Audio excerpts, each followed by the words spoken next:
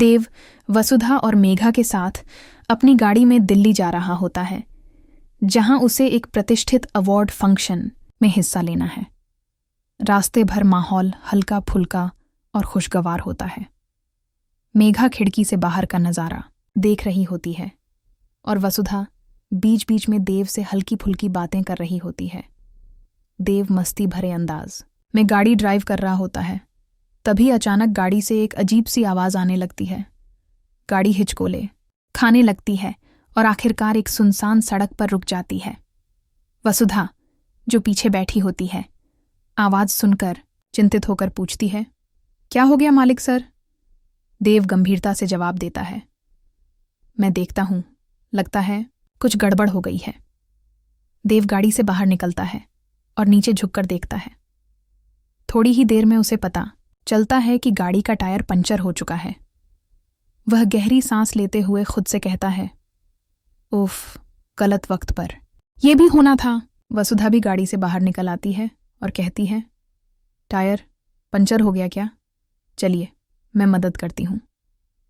देव मुस्कुराकर कहता है, तुम्हारे जैसे पार्टनर के साथ मुश्किल भी आसान लगती है।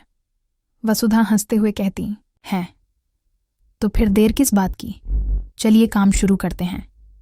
दोनों मिलकर टायर बदलने लगते हैं।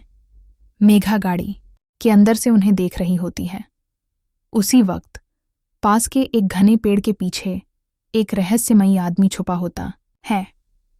वह व्यक्ति काले कपड़ों में, हाथ में बंदूक लिए, ओमेगा नाम की किसी महिला के इशारे का इंतजार कर रहा होता है। ओमेगा, जो एक दूरबीन से पूरी स्थिति पर नजर रख रही होती है, अपने हाथ के इशारे से उस व्यक्ति को आदेश देती है, अब समय आ गया है, देव को खत्म कर दो। आदमी तुरंत बंदूक उठाता है और देव के सिर पर निशाना साधता है। वह फायर करने ही वाला होता है कि तभी कुछ असामान्य होता है। एक अचानक आई जोरदार हवा की वजह से पेड़ की टहनियां हिलती हैं और उसका निशाना चूक जाता है।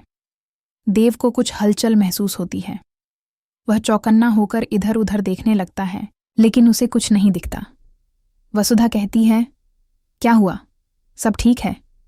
देव धीरे से कहता है, शायद कोई था, या शायद मेरा वहम था।